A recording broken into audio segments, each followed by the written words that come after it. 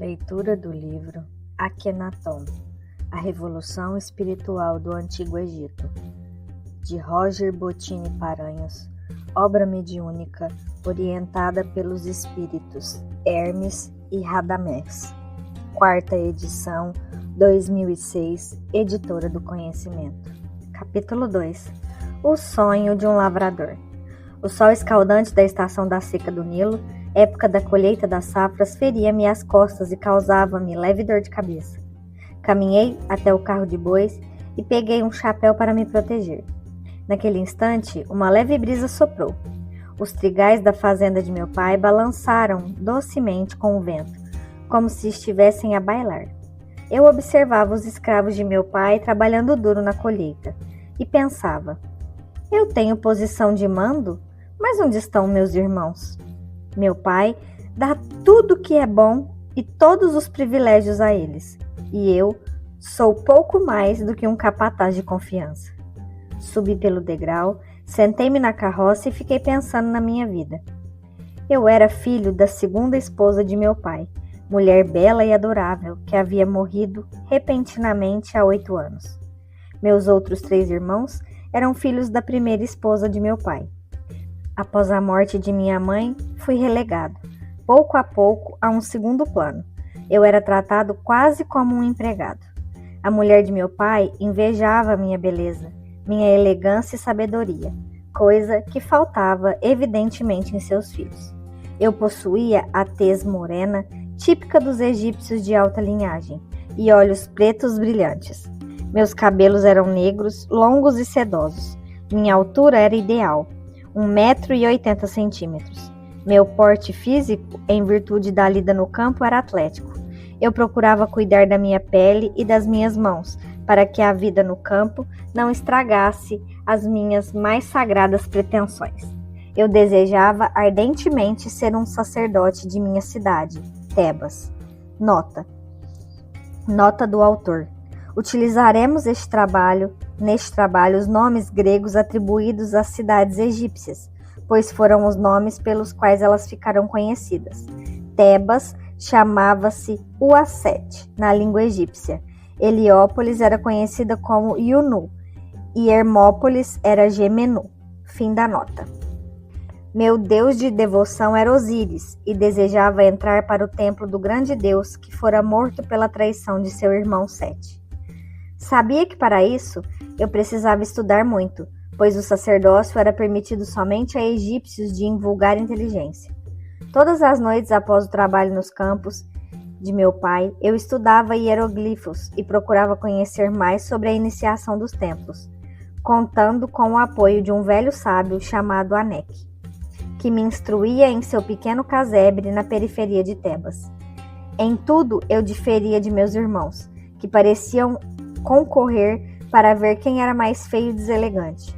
Eram grotescos, assim como a mãe, que ao mimá-los tornou-os mais desprezíveis para conquistar o apreço das moças e da sociedade em geral. Além do mais, desperdiçavam o tempo livre que nosso pai lhes permitia. Ao invés de estudar, eles se dedicavam a jogos estúpidos de guerra e ao falatório inútil dos bares noturnos da classe média de Tebas. Eu não desprezava os prazeres da noite, mas sabia que era mais importante em minha idade, 16 anos, pensar no meu futuro. Ainda mais que minha posição em meu lar não era privilegiada.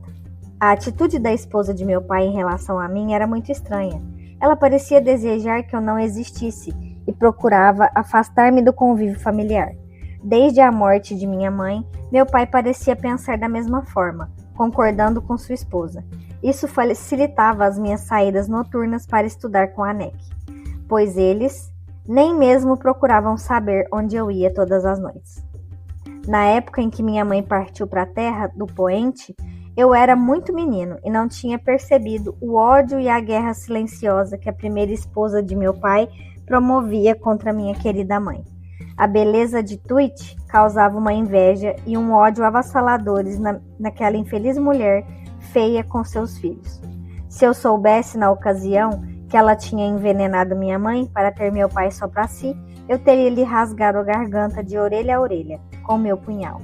Mas isso são coisas do passado. 3.000 anos de reencarnações fizeram com que o perdão abrandasse meu coração selvagem de outrora. Na verdade, todos somos filhos de Atom, o Criador. Devemos aprender a amar e a perdoar, resgatar nossos erros através do amor e da dor, corrigindo equívocos que causamos aos nossos irmãos nas incontáveis existências que vivemos. Preso em minhas meditações, eu desci do carro de boi e fui lavar o rosto em uma bica que armazenava num poço um resto de água do Nilo. O nível do rio estava muito baixo por causa da estação seca. Mal chegava à nossa fazenda através dos canais de irrigação. Enquanto eu me lavava, aproximou-se um dos servos e pediu para ir a uma pequena casa onde os empregados se lavavam e faziam suas necessidades. Eu sorri e respondi: "Ora, homem, não precisas pedir. Vá logo." Ele sorriu e disse com voz tímida: "O patrãozinho é um homem muito bom. Que os deuses te abençoem com muitas dádivas. O Senhor é um homem tão bom que nem nos castiga com chicote." Eu ri e mandei-o ir. Ele virou-se e percebi que de sua mão escondida, sob o manto, vertia sangue. Corri até ele e perguntei: "Que sangue é esse em tuas vestes?" Ele, chorando, respondeu aterrorizado: "Patrãozinho, desculpa-me. A foice escorregou e me talhou a mão." Eu retirei o pano e vi um corte profundo que jorrava sangue, como os canais de irrigação na cheia do Nilo. Rapidamente fiz um garrote em seu braço e lavei na bica a ferida. Pedi que trouxessem sal e joguei sobre a ferida. Ele gritou como um porco no matadouro e depois desmaiou. Eu busquei meu material de costura para essas ocasiões e fiz os pontos como Anek havia me ensinado, pois um sacerdote precisa ser também um bom médico. Os demais escravos me observavam assustados. O velho homem acordou e perguntei o seu nome. "Mo", respondeu ele. "O quê?" perguntei. "Mo, patrãozinho." "Isso é um nome ou um mugido de vaca?" Todos riram. O escravo abaixou a cabeça e disse humilde: "Escravo não tem direito a nome bonito. Escravo tem que agradecer por estar vivo e apanhar pouco, como o patrãozinho faz conosco." Aquelas palavras de Mo sensibilizaram-me. Eu não era uma má pessoa, apenas possuía um gênio forte e muito desejo de poder, riqueza e conforto. As desigualdades sociais me magoavam, porque Mo não poderia ter nome e deveria ser tratado como um animal. Para a sociedade da época, isso era normal, pois os egípcios eram e deviam ser superiores às demais raças consideradas inferiores. Mas isso me enchia de profunda tristeza. Enquanto inúteis, como os meus irmãos gastavam o seu tempo com distrações pouco edificantes, homens idosos e doentes deviam realizar o trabalho para o sustento alheio. Assim, é muito fácil ser uma nação poderosa, com pessoas em condições subhumanas trabalhando para dar conforto e sustento para um pequeno grupo de arrogantes. E foi assim no Egito, em Roma Antiga e em vários impérios que se sucederam depois desses até os dias atuais. Os companheiros de Mo levaram-no para o galpão fétido onde dormiam, para que ele repousasse. Eu limpei as mãos e voltei aos meus devaneios, enquanto os homens empunhavam as ferramentas de trabalho e se dirigiam ao trigal para prosseguir com a colheita. Divaguei por várias horas, pensando no futuro. Deixei-me levar pelos meus sonhos e não percebi o tempo passar. Minha mente era uma usina arquitetando projetos e anseios de uma vida melhor. A busca pelo conhecimento me excitava, e quanto mais eu sabia, mais desejava saber. Algumas vezes, a Anek precisava me expulsar de sua casa, pois a noite ia alta e eu não desejava ir embora. Fazia-lhe uma pergunta atrás da outra. O bom velho sorria e respondia com ar de satisfação, gratificado com meu interesse vivaz. Em meio às minhas viagens mentais, fui interrompido por um escravo, núbio, que disse-me: "Meu senhor, se fosses cruel e vingativo, não ousaria dizer-te, mas como és bom e amigo dos que sofrem a dor da escravidão, ouso falar-te que a hora do repouso do almoço já está adiantada. Tua família deve estar esperando a tua companhia para a hora do alimento, e nós também precisamos descansar e comer para termos forças para trabalhar durante a segunda metade da viagem do grande Deus Ra pelo céu." Eu olhei para o relógio de água da fazenda e corri em direção à nossa casa, dispensando os escravos para o almoço. Ao chegar na soleira da porta, vi a mulher de meu pai colocando uma grande quantidade de comida no coxo para os porcos. Ao me ver, ela disse irritada: Radamés, pensas que podes chegar a hora que bem entendes para almoçar? Não estamos aqui à tua disposição para servir-te. Eu procurei me desculpar, mas foi em vão. Ela apenas falou: se desejas comer, pega um prato e recolhe a comida do coxo dos porcos. Ela tinha colocado toda a comida feita há poucos minutos no coxo dos porcos. O ódio que aquela mulher sentia por mim parecia não ter limites, e o meu pai demonstrava que o assunto não lhe dizia respeito. Eu baixei a cabeça e fui para o centro baixo da cidade almoçar. Entrei em um pequeno restaurante e pedi um prato de comida e um copo de cerveja. A verdade é que me sentia mais feliz fora de casa do que nela. Aquele realmente não era meu lar. Logo, chegaram alguns amigos e a minha mente se desanuviou. Conversamos e almoçamos juntos alegremente. À tarde, voltei ao trabalho, conduzindo os carros de boi com a safra de trigo. Encaminhei outros homens para colher as cebolas e distraí-me, esquecendo o incidente do almoço. Enquanto os homens trabalhavam arduamente, eu caminhava entre eles administrando o trabalho e respeitando as limitações e necessidades de cada um. Entre um ponto e outro da lavoura, eu descansava sob a sombra acolhedora de um sicômoro. O disco solar já começava a iniciar o seu espetáculo diário de fim de tarde, repousando na margem ocidental do Nilo, em um colorido que só é possível de ver nas margens do Rio Sagrado, quando um escravo da casa surgiu ao longe gritando meu nome. O jovenzinho corria mais rápido que suas pernas. A cada passo parecia que ele ia cair nos restos da colheita espalhados pelo chão. Calma, Senete, respira um pouco e conta-me o que houve.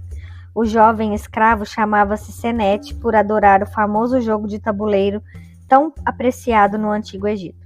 Sua habilidade fez com que ele fosse transferido da casa dos escravos para nossa residência, onde o pequeno menino distraía a todos que desejassem jogar Senete, que era a coqueluche do momento. As pessoas que buscavam espaço na sociedade precisavam saber jogar com habilidade aquele jogo para se destacarem no meio social.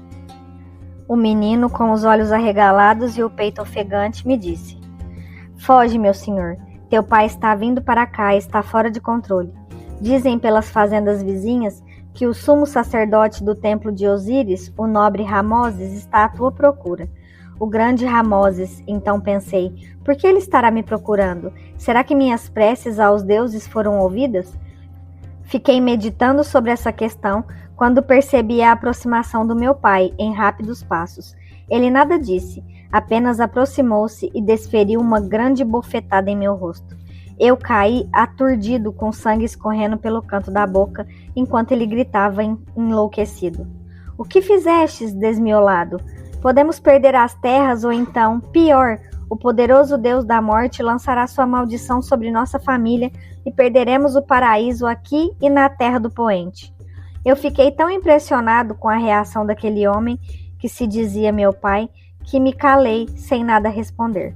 Logo vieram os escravos avisá-lo que Ramoses estava na casa grande. Extremamente magoado, dei-lhe as costas e continuei meu trabalho. Dane-se, pensei. Minha vida não fazia mais sentido. Que paraíso eu perderia? Aquela vida que eu levava poderia não ser dura, mas os laços afetivos que eu possuía eram piores do que ter coração jogado aos crocodilos do Nilo. Meu pai apenas resmungou que tentaria salvar-me da condenação, mas que era necessário preocupar-se com a sua família, que lhe era mais importante. Mais uma vez ele demonstrava a minha condição de intruso e, quiçá, de causador de seus infortúnios desde a morte da minha mãe. Continuei o meu trabalho apreciando o deus Ra, que descia pausadamente no horizonte em sua exuberante beleza. Talvez fosse a última vez que o veria. Se o meu pai estivesse certo, naquele mesmo dia eu seria morto no reino dos homens, e os 42 juízes do Amenti me condenariam, sei lá eu por qual crime. Osíris, então, a quem eu orava todas as noites, não me ressuscitaria na terra do ocidente. Mas eu nada fiz, pensava. Ramoses deve ser um grande sábio, porque ele viria até minha casa para condenar-me se eu não cometi crime algum?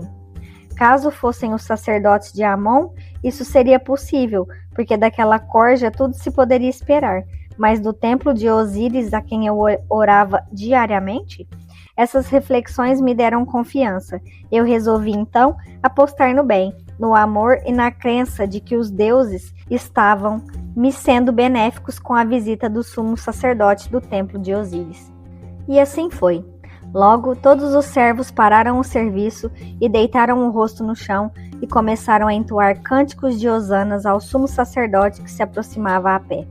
Ele havia dispensado a liteira e seu séquito na casa da fazenda. De forma despreocupada e segurando uma mão na outra pelas costas, ele aproximou-se. Ajoelhei-me perguntando: "Por que me procuras, nobre senhor? Ao contrário do que crê o meu pai, deve ser por um bom motivo, pois procuro ser sempre honrado e amo a Osíris e sua nobre esposa Ísis, como se fossem meus pais." Ele sorriu com um majestoso brilho nos olhos, misto de amor e sabedoria, e disse: "Então crês ser Horus, filho de Osíris, e Ísis, o grande deus, encarnação do faraó?" Eu enrubesci e disse com voz trêmula: "Desculpa-me, emissário dos deuses, não foi minha intenção comparar-me ao faraó. Que os deuses sempre o protejam." Nota 2. Que os deuses o protejam. Esta era uma saudação obrigatória quando o nome do faraó era citado. Todos deviam pronunciá-la, do contrário demonstrariam desrespeito ao soberano do Egito. Fim da nota. Ramoses aproximou-se de mim de forma descontraída, colocou sua mão sobre o meu ombro e convidou-me a caminhar pelas extensas terras de meu pai, pois na verdade nunca foram minhas. Os escravos voltaram ao trabalho à medida que nos afastávamos. A presença de Ramoses me trouxe uma sensação fantástica de encontrar um amigo que eu não via há muito tempo. Enquanto caminhávamos, apreciando a beleza do Nilo e do sol poente, percebi o quanto eu e aquele importante sacerdote éramos parecidos, tanto no aspecto físico como no espiritual. Eu desejei ardentemente que aquele homem fosse meu pai, e não aquele que me esbofeteara minutos antes e que há tempo já me era uma criatura odiosa. Ramoses, depois de longo silêncio, perguntou-me: "Sabes o motivo de minha presença aqui hoje?" Eu vacilei alguns segundos, mas respondi com convicção: "Acredito que Osíris ouviu minhas preces e comunicou ao seu representante na terra, o nobre Ramoses.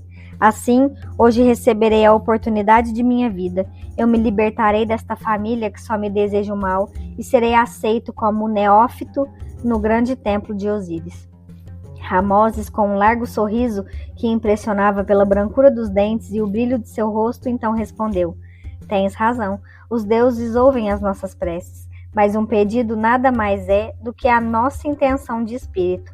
O que realiza nossas aspirações e move os braços divinos em nosso socorro são as nossas boas ações. Osíris ouviu as tuas preces, mas as atendeu pela tua benevolência em relação ao pobre morto." Um frio correu-me pela espinha. Como Ramoses podia saber do ocorrido? Osíris teria lhe falado em espírito? Eu gaguejei uns instantes e confuso disse-lhe: "Mas eu não sabia que isso poderia acarretar as bênçãos dos deuses. Eu ajudei o meu pobre escravo espontaneamente, fiz sem esperar nada em troca. Se não fosse dessa forma, Osíris não atenderia o teu pedido. Se fizesses esse gesto de caridade por interesse, nenhum valor teria, e os deuses não te abençoariam, entendes?" Concordei com o gesto e prosseguimos caminhando e conversando. O tempo parecia haver parado para mim. Tudo o que eu desejava para a minha vida estava acontecendo naquele instante. A amizade do sumo sacerdote, a perspectiva de muitos estudos, tanto no campo da medicina como no da magia e da iniciação oculta aos homens comuns. Tudo estava se concretizando, como em um adorável sonho. Ramoses colocou a sua destra sobre meu ombro e falou: "Tu não estás sonhando, Radamés. Tudo o que desejas se realizará, mas devo prevenir-te de que nem tudo será um paraíso. Em breve estaremos entrando em um período de grave turbulência religiosa e política no Egito, e deverás demonstrar teu valor." Aquelas palavras me confundiram. Nunca o Egito estivera com um governo tão estável. Amenófis III era um exemplo de estabilidade e prosperidade para o país. O povo, os sacerdotes, os militares, todos o adoravam. Inclusive os perigosos sacerdotes do deus Amon o admiravam. A cada dia ele desenvolvia mais e mais a cidade capital do império. Nos templos de Karnak e Luxor trabalhava-se incessantemente. Vários templos e estátuas eram construídos a todos os deuses do Egito, principalmente ao padroeiro de Tebas, Amon-Ra. Os operários, arquitetos e engenheiros construíram grandes obras de arte, propiciando emprego e prosperidade para todos, excetuando a poeira contínua na cidade por causa do polimento das grandes pedras de granito. Tudo era maravilhoso em Tebas. O que deveríamos temer? Além das magníficas construções realizadas em granito para imortalizar o nome dos deuses e dos faraós, a fim de que tivessem vida eterna, os artesãos construíram diariamente magníficos templos, casas residenciais e comerciais com material destruído pelo tempo, mas que em meados de 1300 a.C. transformaram a capital do Egito e as principais cidades do império em algo realmente espetacular. Poucas cidades hoje em dia poderiam rivalizar com a beleza de Tebas durante a 18ª dinastia egípcia. Aqueles que visitam o Egito atualmente e se impressionam com a beleza dos imponentes templos, pinturas, estátuas e obeliscos, não imaginam que ali está uma pálida expressão do Império Egípcio e de outrora, onde havia belas construções e jardins com sistemas de irrigação do Nilo para embelezar e transformar a cidade imperial em um oásis em meio a uma região sem chuvas. As ruas centrais eram limpas e ajardinadas, e a casa dourada do faraó era puro requinte e luxo. É certo que na periferia havia uma construção desordenada de casas pobres, como em toda a grande cidade que atrai multidões, mas o plano central era algo belíssimo. Portanto, naquele instante, as observações de Ramoses me pareceram despropositadas, mas eu era um simples lavrador. O que eu podia saber das questões da corte e do sacerdócio, e muito menos sobre o que o futuro nos aguardava? Retornamos à casa da fazenda com o sol se pondo na margem ocidental do Nilo. O astro-rei se apresentava naquele instante como uma grande bola vermelha de fogo com matizes alaranjados. Eu pensei, não será a última vez que te verei, grande Deus Ra. Ramoses comunicou ao meu pai que eu estava sendo requisitado a servir no templo de Osíris e, portanto, eu deveria pegar algumas vestes e transferir-me imediatamente para lá. Arrumei rapidamente minhas roupas e atravessei a soleira da porta sem olhar para trás. Meu pai estendeu-me o braço, desejando-me sorte, e disse que aguardaria uma visita minha para abençoar sua humilde casa. Meus meio-irmãos e sua esposa o acompanharam na gentileza, mas aquilo foi demais para mim. Eu olhei fundo nos olhos do meu pai, cuspi em seus pés e disse a frase que atemorizava a todos os egípcios supersticiosos: amaldiçoada seja esta casa e aqueles que vivem nela. A mulher do meu pai desmaiou. Meus irmãos me xingaram amparando sua mãe, e o meu pai ficou boquiaberto sem saber o que fazer. Afinal, eu era um escolhido de Osíris e minha praga poderia ter uma força avassaladora. Virei sobre os calcanhares e entrei na liteira de Ramoses, enquanto meu pai se ajoelhava e beijava os pés do sumo sacerdote, pedindo-lhe que cancelasse a praga que eu havia proferido. Ramoses ergueu-o pelos braços e disse-lhe com serenidade e sabedoria: meu irmão, nossos atos e pensamentos é que selam nossos destinos. Avalie tua vida e teus familiares, e vê as ações que praticaste. Osíris é soberanamente bom e justo. Faze com que teu coração seja leve como uma pluma, e terás uma vida feliz e harmoniosa. Assim, ingressarás na terra do poente com as bênçãos do Deus Pai da nação egípcia. Portanto, não te preocupes com as palavras de Radamés. Elas são fruto de um coração ferido. Utiliza essas palavras para refletir no mal que fizestes ao teu filho. Ramoses despediu-se de meu pai e de seus familiares, que choravam compulsivamente, e ingressou na liteira. Eu permaneci de olhos baixos, aguardando a reprimenda de meu novo mestre. Ele apenas disse: precisamos rever alguns conceitos. Prefiro acreditar que essa tua atitude foi fruto de uma grande chaga em teu coração. E assim, a liteira se distanciou daquela casa, que eu nunca mais iria ver. Não sei se foi a praga que roguei, mas 2 anos depois de minha despedida, meu pai adquiriu um escravo na terra de Cush, que estava infectado com uma peste maldita. Várias pessoas morreram na fazenda por causa da estranha doença contagiosa. Os egípcios tinham horror às doenças mágicas. Por segurança, o prefeito de Tebas mandou incendiar toda a fazenda com seus ocupantes dentro, estivessem eles vivos ou mortos.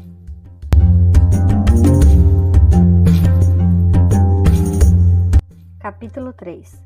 E Seth-Nefret, a bela Ísis. Depois de minha despedida na fazenda, fiquei várias semanas sem ver Ramoses. Eu fui instalado em um quarto no templo de Osíris e passei a frequentar as aulas de iniciação na doutrina secreta. Estudávamos o livro dos mortos e as crenças que deram origem aos deuses. Aqueles primeiros ensinamentos foram para mim muito monótonos. Parecia que aquilo tudo já me era velho e superado. Eu desejava mais. Em alguns momentos, sentia saudades do velho Anek, que, apesar de não possuir títulos sacerdotais, sabia mais do que os professores de nível básico do templo. Portanto, as aulas mais interessantes para mim naquele momento eram as de medicina, realizadas na Casa da Vida. Ali estudavam todos os sacerdotes dos diversos templos de Tebas e das regiões vizinhas.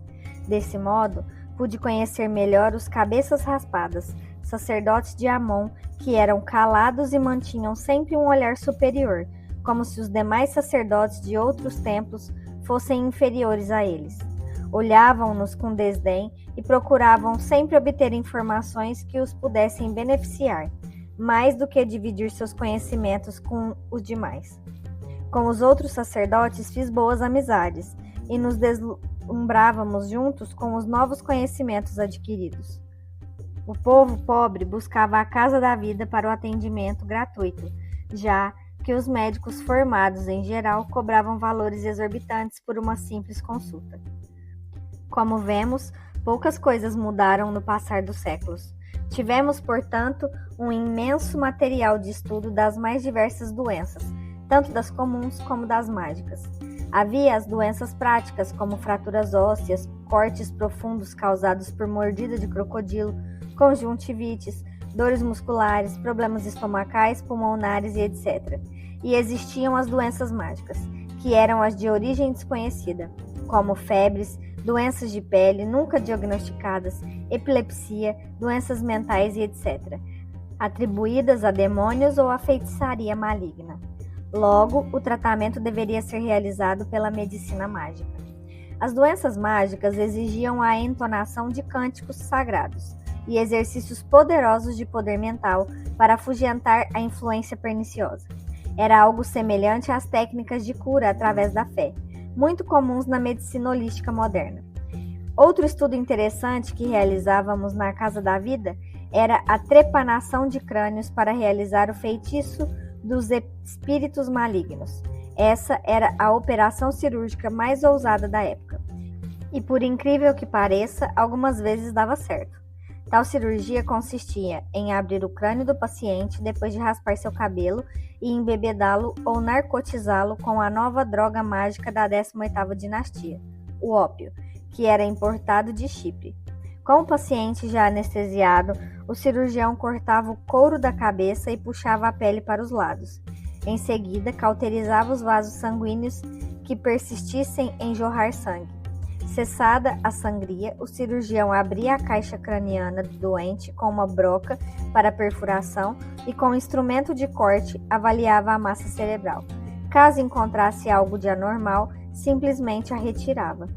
Nessas intervenções cirúrgicas era comum encontrar grandes tumores enegrecidos que eram retirados imediatamente, não importando a finalidade daquela área cerebral. Como já citamos anteriormente, para os egípcios o cérebro servia tão somente para segurar os olhos. A sede do espírito era o coração. Eles acreditavam que os espíritos malignos colocavam seus feitiços no cérebro para de lá influenciar o órgão sagrado, o coração. Depois de limpar o cérebro, a tampa do crânio era recolocada no lugar e a pele da cabeça costurada. Obviamente que 90% dos casos resultavam em óbito, mas havia alguns em que se obtinha fantástico resultado. Curas interessantes foram obtidas assim, mas sequelas, como a paralisia parcial ou total dos membros, aconteciam ocasionalmente. Se o paciente sobrevivia, já era uma grande vitória. O cirurgião, então, obtinha grande prestígio em toda a terra de Kemi. Aqueles que mais se destacavam recebiam o título de trepanadores reais e eram autorizados a atender a família real quando necessário. Outra atividade que concentrava minha atenção por diversas manhãs era o embalsamamento de cadáveres para a vida eterna.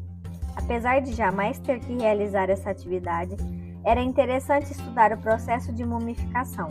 Mais do que ninguém, os sacerdotes de Osíris precisavam conhecer a preparação do morto para ser ressuscitado na terra do poente. Uma das atividades principais dos sacerdotes era realizar a cerimônia da abertura da boca, daquele que estava partindo para a terra do ocidente. Eles retiravam as bandagens da múmia na altura da boca e colocavam um instrumento muito semelhante ao formão dos carpinteiros para abrir a boca do morto. Em seguida, assopravam na boca da múmia e recitavam alguns versos mágicos do livro dos mortos. Assim, o morto retornaria à vida no mundo paralelo, a terra do poente. Os versos diziam em determinado trecho: abri tua boca com o instrumento de Anubis, Deus responsável pela mumificação, com o utensílio de ferro com que foram abertas as bocas dos deuses. Horus abriu a boca dos mortos, como nos tempos de outrora abrir a boca de Osíris com o ferro que veio de Sete. E agora abre a tua boca com ele. Os mortos caminharão e falarão, e o corpo dele estará na companhia grandiosa de todos os deuses na grande moradia do ancião. Durante esse ritual fúnebre, os convidados à cerimônia e os escravos realizavam uma encenação simbolizando o mito de Osíris. O luxo e a pompa da cerimônia era de acordo com a posição social do morto. A classe média recebia o direito à mumificação e às simples cerimônias, mas os escravos e os pobres nem direito à mumificação tinham. A nobreza em geral e os grandes dignatários do reino ainda tinham direito a uma mastaba simples. Mas os faraós possuíam grandes tumbas, onde construíam uma maquete de tudo que gostariam de levar para o outro mundo. Eles acreditavam que assim assegurariam os seus prazeres e distrações no mundo de Osíris. Eram enterrados com pequenas estátuas chamadas os Habits, que representavam os servos que deveriam voltar à vida no além e executar qualquer tarefa necessária. O faraó Tutankhamon, por exemplo, tinha em sua tumba 423 os Habits, 365 trabalhadores, um para cada dia do ano, 36 capatazes, um para cada turma de 10 trabalhadores e mais 12 supervisores mensais. Nos estudos da Casa da Morte, onde os embalsamadores e lavadores de cadáveres trabalhavam, aprendemos muitos conceitos sobre anatomia humana. Os egípcios, apesar de sua crença sobre feitiçaria, algumas vezes corretas, outras descabidas, eram excelentes médicos cirurgiões. O trabalho de abertura de cadáveres e retirada das vísceras era um verdadeiro trabalho de autópsia, pois eles tinham vasta convivência com os órgãos internos do corpo humano. A atividade de embalsamamento era realizada geralmente por criminosos que recebiam o perdão, ou por pessoas que tinham sido amaldiçoadas. Em resumo, era a atividade mais detestada do Egito. O cheiro forte dos componentes utilizados para a mumificação, como o natrão, impregnavam-se no corpo dos lavadores de cadáveres que podiam ser reconhecidos de longe pelo odor que era inseparável do ofício. Assim, toda a sociedade os evitava e não eram aceitos nas casas públicas de alimentação nem nos bares noturnos. Justamente por causa desse isolamento do convívio social é que passavam a ter um comportamento estranho, até mesmo grosseiro. Assim, não foram poucas as vezes em que danificaram as múmias ao manuseá-las com suas mãos pesadas. Era comum quebrarem costelas ou destroncarem a cabeça do cadáver por falta de cuidado. Como era fácil esconder embaixo das bandagens os seus erros, não se preocupavam em causar danos aos defuntos. Outro fato interessante em relação aos embalsamadores era a preocupação dos parentes quando uma moça bonita falecia. Como os lavadores de cadáveres exalavam o cheiro da morte, as prostitutas não os aceitavam, nem mesmo a peso de ouro. Por isso, os familiares enviavam guardas para velarem pelo corpo de suas meninas, com receio de que aqueles homens pudessem se aproveitar para saciar seus desejos sexuais com a pobre falecida, o que não era improvável. O trabalho de mumificação iniciava-se com a colocação do corpo sobre uma mesa de alabastro que possuía uma pequena inclinação para facilitar o escorrimento dos líquidos enquanto o cadáver era trabalhado.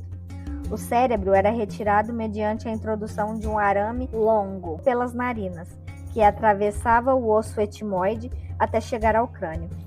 Em seguida, o arame era girado como se fosse uma batedeira para transformar o tecido cerebral em material líquido. Assim, o corpo era virado de bruços para que o líquido escorresse pelas narinas. Eis mais uma prova de que o cérebro não tinha função relevante para os egípcios. Confesso que também pensava assim, até Ramoses me elucidar sobre a importância desse órgão, onde se localiza verdadeiramente a sede do espírito do corpo humano. Logo depois desses procedimentos, era feita uma incisão na parte inferior esquerda do abdômen para a retirada dos órgãos internos. O estômago, o fígado, os intestinos e os rins eram extraídos e colocados em vasilhas rasas. Apenas o coração era deixado no corpo para o momento da ressuscitação. Para eliminar a umidade do corpo, que causaria putrefação, os embalsamadores cobriam o corpo e os órgãos retirados com natrão, uma mistura natural de carbonato de sódio, bicarbonato de sódio e cloreto de sódio. O cadáver repousava por 35 dias no natrão para extrair todo o líquido do corpo. Depois, os embalsamadores enfaixavam o morto e enviavam-no para os sacerdotes. Colocávamos, então, a máscara de Anubis, o chacal, deus do embalsamamento, e iniciávamos o nosso trabalho. Os órgãos que tinham sido colocados em vasos, canopos, pelos embalsamadores recebiam um determinado ritual religioso para sua conservação. Em seguida, dentro de cada pequeno vaso com as entranhas do morto, eram colocados uma oração do livro dos mortos e uma coletânea de dezenas de feitiços e encantamentos e orações. Aplicávamos a segunda bandagem abençoada pelos deuses que tinham a mesma finalidade da água benta, das religiões modernas, e líamos encantamentos mágicos que garantiriam a preservação e a ressurreição do corpo. Caso a família fosse rica, colocava-se joias dentro das bandagens de linho, senão somente pequenos amuletos trabalhados em pedra ou madeira. Depois de mais 35 dias de rituais e leituras sagradas, encerrava-se o período determinado de 70 dias. O morto estava, então, pronto para ingressar no mundo de Osíris. Era realizado o ritual de abertura da boca e finalizavam-se as cerimônias com o fechamento da tumba. Depois do curso sobre mumificação, resolvi me dedicar a cuidar dos vivos, algo muito mais interessante para mim. Eu era muito comunicativo para ficar encerrado numa sala escura, recitando versos para uma múmia que não teria nada a me dizer e me ensinar. Para o leitor que analisa esses rituais tão distantes de sua cultura, pode parecer um procedimento ilógico, até mesmo pela impossibilidade de o corpo mumificado retornar à beleza e à vivacidade de um ser humano.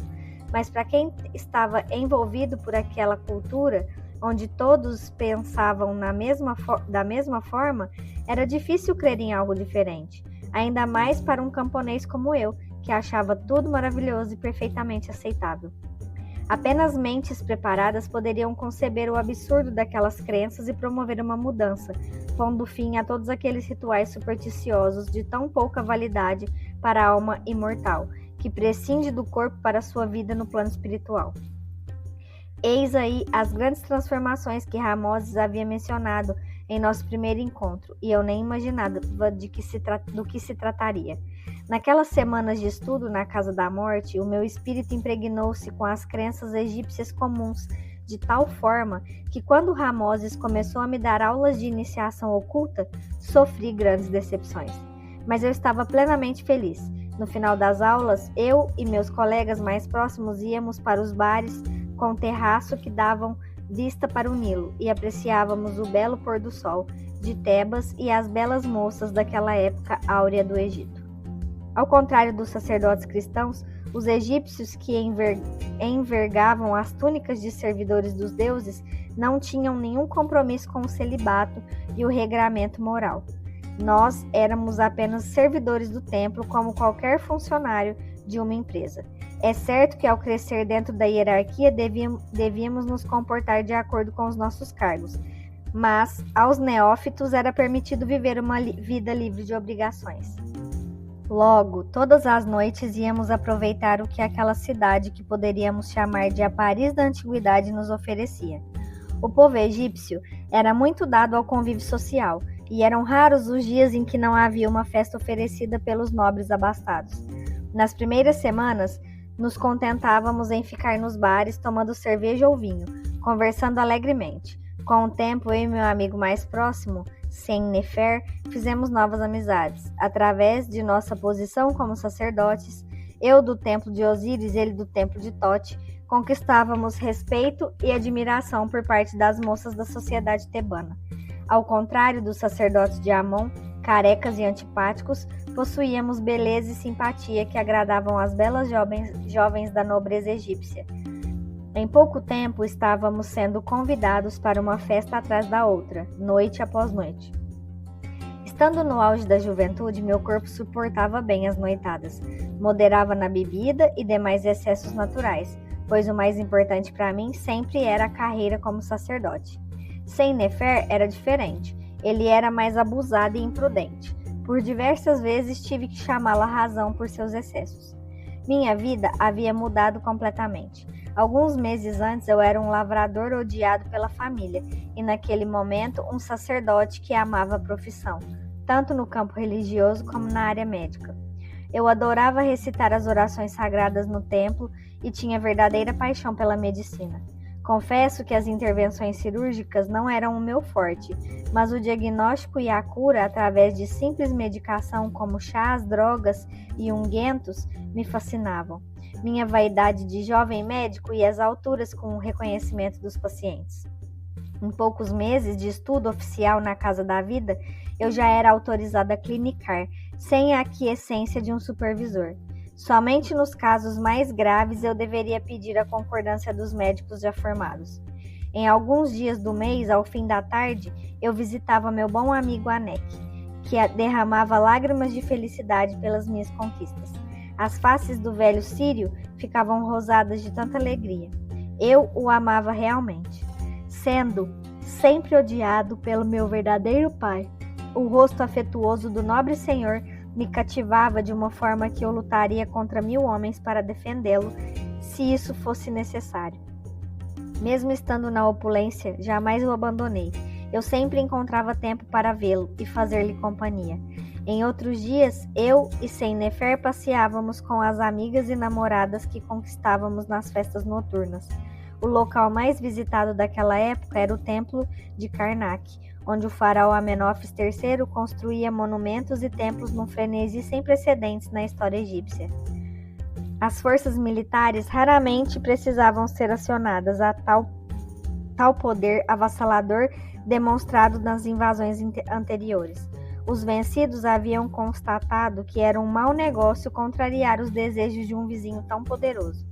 Os reis de Mitanni, da Núbia e da Síria decidiram ser mais diplomatas para evitar novas destruições em seus países.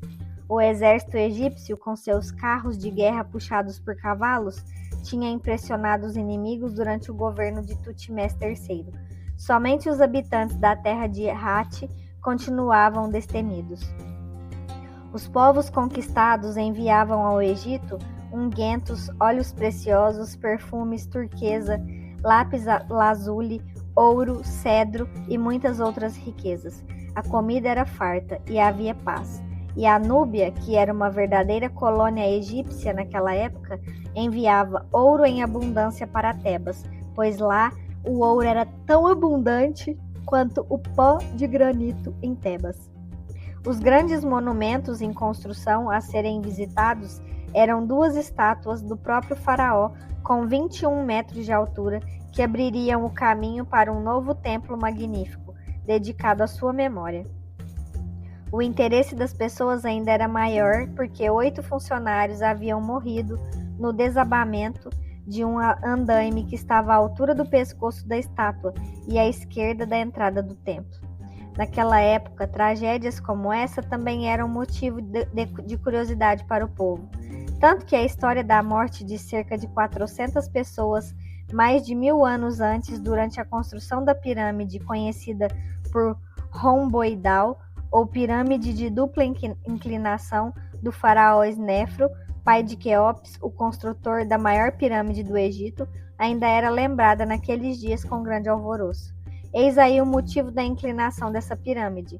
Foi necessário diminuir o peso sobre a base para evitar novos desmoronamentos nas câmaras inferiores. No fim da tarde, quando os operários saíam do trabalho, eram permitidas as visitas ao monumento, que ficou conhecido como os Colossos de Menon. Em algumas construções como essa, o faraó designava verdadeiros guias turísticos para enaltecer a obra do soberano do país. Era uma boa política de autopromoção que o faraó realmente não necessitava, pois era reconhecido em sua glória por todos os seus súditos. Ele e sua esposa real Ti possuíam a simpatia do povo. Amenófis III sempre agia com muita diplomacia. Até para conquistar a admiração dos poderosos sacerdotes de Amon, ele nomeou seu filho e sucessor Tutmés como sumo sacerdote de todos os templos de Mênfis, a segunda cidade mais importante do Egito, onde o deus padroeiro era Ptah. Tutmés era um espelho do pai, determinado e aguerrido. Preparava-se com empenho para suceder Amenófis III no topo da nação mais poderosa do mundo. Mas o destino é cheio de surpresas, ou quem sabe sejam surpresas somente aos nossos olhos.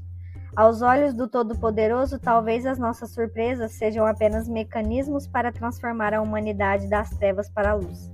E assim, eu passava os meus dias. Após os passeios pela paradisíaca Tebas nos fins de tarde, partíamos à noite para as festas em casas que possuíam terraços belíssimos, onde a boa música era tocada por ilustres instrumentistas e vozes femininas abençoadas pelos deuses, tal a beleza das canções que nos envolviam em um mundo de sonhos e prazeres. Os jardins sempre floridos com lótus e jasmim ao redor de chafarizes artificiais, esculpidos pelos incomparáveis escultores egípcios, realçavam ainda mais a crença de que vivíamos no paraíso dos deuses. Passavam-se os meses, até que em determinada noite eu decidi não sair. Sennefer tentou me convencer, mas livrei-me do amigo com delicadeza. Eu estava muito estafado e precisava estudar para uma importante prova que se realizaria no dia seguinte na casa da vida. Eu necessitava meditar também. A vida era bela, mas duas coisas oprimiam o meu coração. Uma era a ausência inexplicável de Ramoses desde o dia em que fui convocado para o templo. A outra era o vazio que se apoderara do meu coração, apesar das festas e das namoradas, pois as moças só conversavam coisas fúteis e triviais. O meu espírito, que sempre procurava encontrar as respostas mais profundas para todos os assuntos, se entediava com as conversas vazias, típicas da juventude inconsequente que só busca os prazeres do corpo. Em relação a Ramoses, haviam-me informado que ele estava ocupado com a instrução do segundo filho do faraó. O rapaz chamava-se Amenófis, como o pai, e pelo que eu tinha ouvido falar, era um rapaz com uma personalidade estranha e possuía até mesmo traços físicos anormais. Algumas pessoas até insinuavam que ele não era filho do faraó, mas sim um fruto proibido da esposa real Ti. Além disso, ele odiava os exercícios de guerra e vivia sofrendo fortes enxaquecas. Foi até apelidado pelo povo de o cheio de enxaquecas. Na verdade, era uma fuga do rapaz para não ter que participar do protocolo real, que lhe era extremamente tedioso. Aquela situação não me era estranha. Tutmés era o herdeiro. Obviamente, o poderoso sumo sacerdote de Amon, Pitamoses, é quem deveria dar-lhe a instrução religiosa. O cargo de Tutmés, sumo sacerdote de Mênfis, era puramente simbólico. Ele deveria obter a iniciação religiosa com um sacerdote de alta graduação, como rezava a tradição. Já ao inexpressível e estranho segundo filho do faraó foi delegado Ramoses, para exercer a função de professor real. Preso em meus pensamentos, caminhei por um longo tempo, pelos luxuosos corredores do templo, esquecendo até mesmo de meu teste na casa da vida no dia seguinte. Mas quando ingressei no jardim central do templo, tive uma visão angelical. Eu senti, então, uma energia celeste perpassar por todo o meu ser. Imediatamente, lágrimas desceram de meus olhos por causa da forte emoção. Estaquei o passo e concentrei minha atenção no jardim central do grande templo de Osíris. Lá estava, sentada junto à fonte, uma menina linda, uma verdadeira deusa da beleza na sua mais complexa definição. Sim, ela deveria ser uma deusa, não somente pelo encanto, mas pela doçura que irradiava de seu rosto. Seus olhos denotavam um amor incondicional, à vida e aos seus semelhantes. Como se sua beleza não fosse suficiente por si só, ela brincava com seu lindo pezinho descalço, importunando um gatinho branco que rolava e abraçava seus pés. Seu rosto encantador sorria com as estripulias típicas dos gatos, quando ainda são filhotes. Eu olhei para mim mesmo e me vi bem vestido, em condição de apresentar-me a tão bela moça. Ao contrário de minhas investidas na noite tebana, ali eu me sentia trêmulo e com o coração batendo aceleradamente. Com passos vacilantes e suor no rosto, aproximei-me lentamente para não parecer brusco. Eu sabia como as mulheres egípcias apreciavam a educação e o cavalheirismo, ao contrário dos demais povos da época. Ao chegar perto da fonte, meu deslumbramento foi ainda maior. Os cabelos negros, presos por uma fita de cor violeta, e os olhos verdes como esmeraldas, contornados pelas típicas pinturas egípcias, aliados à boca de irrepreensível beleza e ao nariz delicado, fizeram meu coração bater alucinadamente de louca paixão por aquela menina. Os braços delicados e a silhueta curvilínea, tão própria da beleza das mulheres egípcias, fizeram-me crer que estava realmente diante da grande deusa Ísis. A bela menina vestia um longo vestido de linho branco e calçava lindas sandálias com um pequeno salto. Ela, então, virou-se para mim e se assustou com a minha presença inesperada. Eu fiquei desconcertado e gaguejei algumas desculpas, o que não me era típico, porque a fala para mim sempre foi algo fácil. Além disso, eu possuía rapidez de raciocínio para me expressar com facilidade. Desejando parecer educado, me aproximei sorrateiramente, mas acabei por parecer um intruso, espreitando a bela moça. Ao perceber isso, expliquei-me. Desculpe-me, estava meditando sobre questões da vida quando imaginei enxergar a deusa Ísis junto a essa fonte. Aproximei-me com cautela para não ofender a deusa, mas ao chegar aqui, constatei que tu não era Ísis, esposa do deus que sirvo, mas uma mortal tão bela que poderia reinar até mesmo no mundo dos deuses. A linda moça sorriu e disse: Não precisas desculpar-te. Eu é que estava entretida com esse mimosinho e não percebi tua presença, mas pelo que vejo, és estudante do templo de Osíris. Sim, respondi. O grande Deus ouviu minhas preces e me convocou ao serviço do templo através de seu representante lá na terra, de Queme, o nobre Ramoses. E tu quem és, pois nunca te vi em nosso templo? Ela sorriu, levantou-se com elegância, estendendo-me a mão e respondeu. O meu nome é Iset Nefret. Eu sou sacerdotisa do templo de Ísis. Estou aqui para visitar meu pai. Aquela informação me alegrou sobremaneira. Uma mulher culta e que deveria conhecer vários segredos dos iniciados. Então, expliquei-lhe meu interesse pela deusa da magia, a esposa e irmã do deus a quem eu servia, Osíris, e pedi-lhe que me ensinasse algo sobre a deusa Ísis. Ela convidou-me a passear pelo jardim e contou-me diversas coisas sobre o mito de Ísis e os trabalhos de magia através da utilização da mente e da comunicação telepática. Falou-me também sobre o trabalho com os gatos, grandes catalisadores de energias astrais. Entre uma explicação e outra, ela tecia conclusões de profunda riqueza espiritual. A menina alternava momentos de doce infantilidade, subindo nos degraus dos jardins e piscinas artificiais do templo, e de profunda maturidade espiritual, quando formulava conceitos sobre o amor e a fraternidade entre os homens. Devemos lembrar que vivíamos numa época muito anterior à chegada de Jesus, com seus sublimes ensinamentos de igualdade e de fraternidade entre os homens. O povo egípcio era um povo maduro por natureza. Aos 12 anos, muitas vezes, os jovens já estavam casados e com sabedoria ante as suas obrigações matrimoniais. Ísis estava naquela época com 15 anos, mas demonstrava uma maturidade de mulher realizada e vivida, como as que possuíam 25 anos. A noite passou rápida e eu me sentia profundamente atraído pela beleza da encantadora Izzy. O perfume de seus cabelos e de sua pele inebriavam meu coração de uma forma que nunca antes havia sentido. Em determinado momento, quando estávamos passando em frente às grandes estátuas de Osíris e Ísis, de mãos dadas, eu lhe disse: um dia desejo encontrar uma mulher tão valorosa como a deusa Ísis, que lutou para ressuscitar o seu amado Osíris e derrotar o vil Sete. Ela sorriu e afirmou com carinho: encontrarás certamente. És um homem valoroso e muito inteligente. Os deuses te serão benéficos.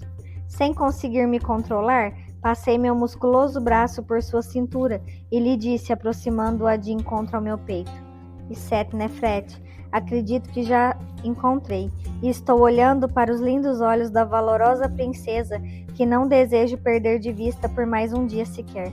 Se tu ainda não és casada, não quero correr o risco de te perder para outro pretendente. Ela sorriu timidamente e seus olhos ficaram úmidos. Senti naquele instante uma irradiação de paz e de amor incríveis. Eu aproximei os meus lábios dos dela e ela inclinou o rosto em meu peito para proteger-se do meu assédio. Calei-me e aguardei suas palavras. Ela levantou a cabeça e me disse: é muito cedo para dizeres essas coisas. Tens certeza do que falas ou está temporariamente enfeitiçado? O amor é algo muito maior que um sentimento de paixão enlouquecida. Casarias com uma mulher que mal conheces a personalidade?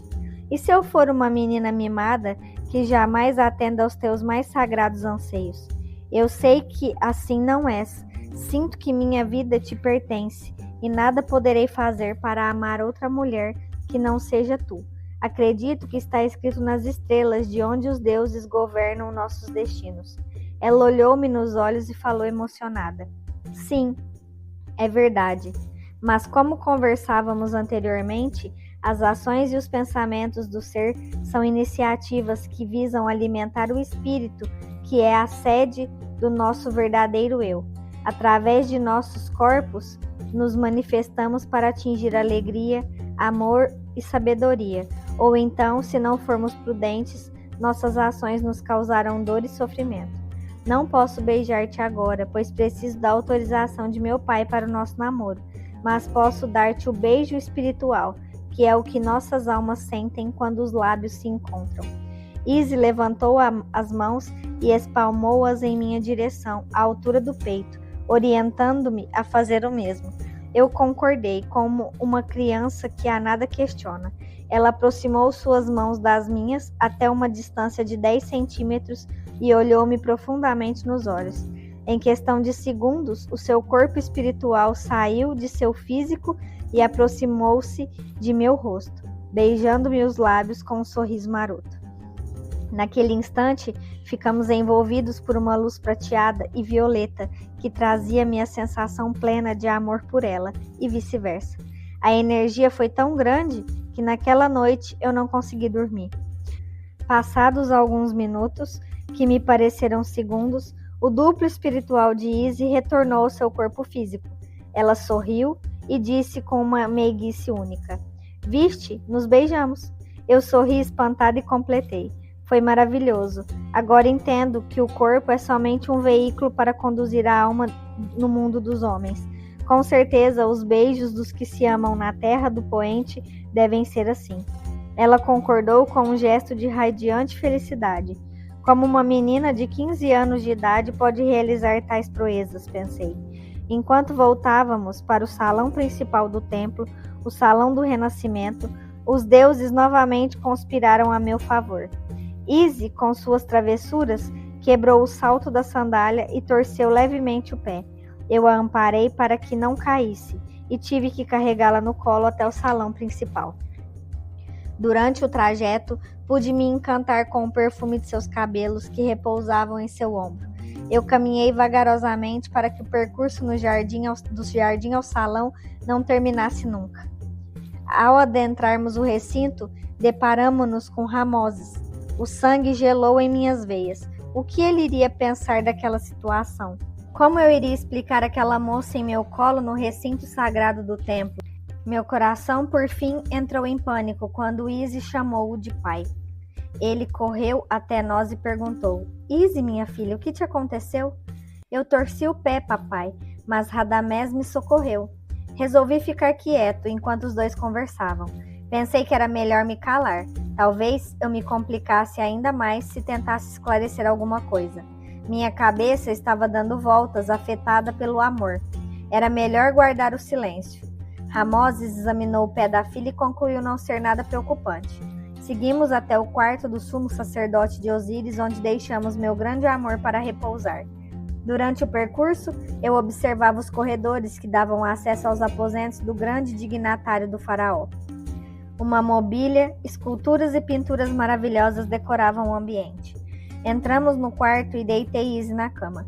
Ramoses solicitou que eu aguardasse no salão principal. Assim o fiz.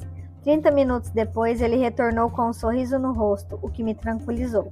Ele desculpou-se por ficarmos tanto tempo sem nos ver e disse que desejava que eu tivesse uma formação inicial no templo antes de iniciarmos os nossos trabalhos e os estudos.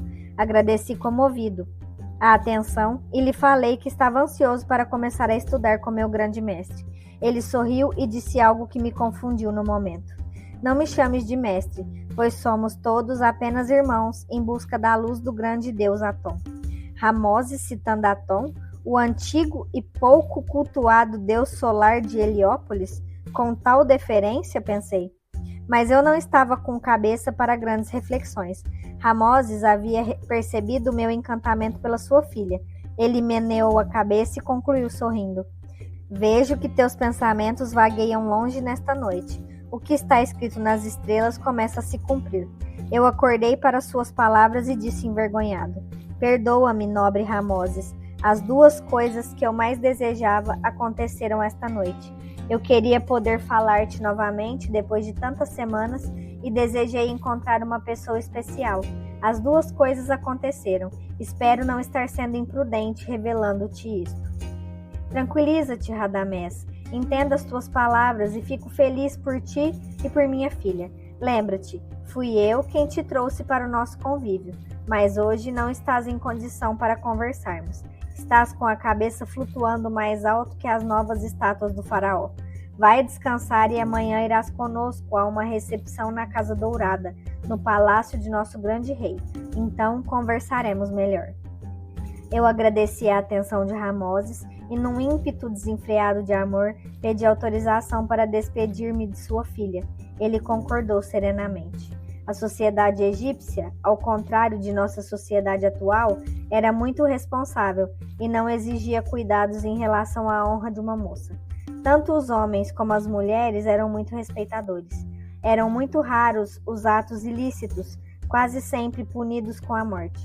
Portanto, eu entrei sozinho no quarto de Ramoses, onde repousava Izzy. Ela estava de olhos fechados dormindo. Ao me aproximar, ela acordou e disse com um sorriso. Conversaram bastante? Teu pai começou a falar e eu tive que me esforçar para te esquecer por alguns segundos e assim prestar atenção nas palavras dele.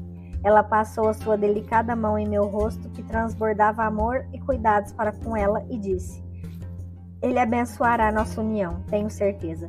Eu acho que já abençoou, pois me convidou para ser teu acompanhante na recepção do faraó amanhã à noite e ainda disse: O que está escrito nas estrelas começa a se cumprir. Sabes do que se trata? Ela sorriu e falou com sabedoria, com o timbre encantador de sua voz. As estrelas indicam o caminho, mas não nos obrigam a segui-lo. Ali está a mensagem dos deuses para nossa felicidade e crescimento espiritual. O tolo segue o seu caminho sem saber interpretar o que está escrito nas estrelas. Muitas vezes ele sofre, erra e perde o caminho da luz por sua ignorância e imaturidade.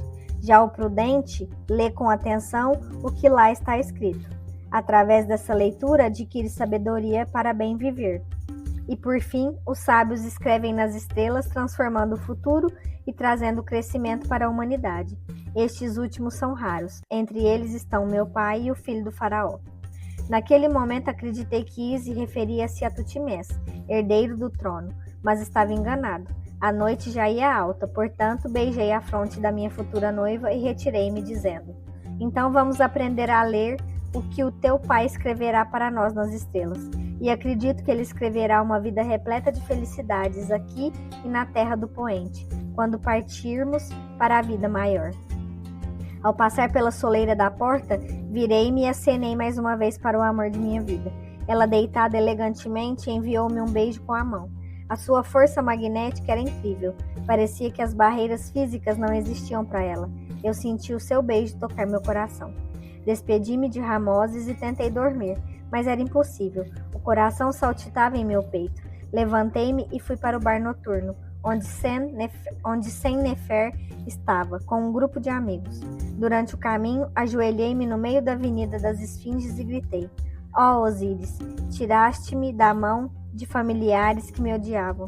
Deste-me um homem sábio e bondoso para ser meu mestre. Ofereceste a este coração sofrido a mais bela de tuas filhas.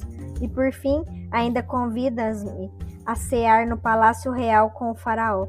O que fiz para merecer tantas dádivas? As pessoas na rua riam da minha felicidade. Por certo, pensavam que eu era mais um louco que se dizia amigo íntimo do faraó. E assim, o mundo gira.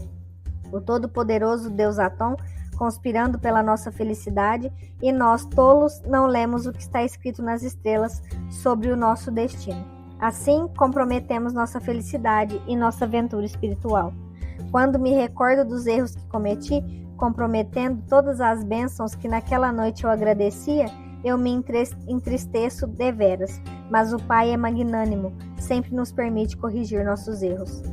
Encontrei Sen-Nefer e os demais amigos e bebemos a noite toda. Eu só tinha olhos e palavras para Set-Nefret, a bela Ísis. Por mais que meus amigos insistissem em chamar minha atenção para outras moças, eu só queria beber e comemorar a minha felicidade. No dia seguinte, meu instrutor na Casa da Vida me perguntou se eu havia comido esterco de vaca na refeição da manhã, pois eram dessa natureza as minhas respostas no teste. Além disso, meus olhos e minhas mãos tremiam como vara verde por causa do cansaço e do excesso de álcool no sangue. Ele me dispensou e, em virtude de minha inquestionável vocação para a medicina, transferiu minha prova para a semana seguinte. Com a cabeça refeita, fui aprovado com louvor no teste básico para ingressar em estudos médicos mais profundos na Casa da Vida. Terminamos esses capítulos com a bênção de Deus e do Mestre Jesus. Nos encontramos nos próximos. Abraços de luz.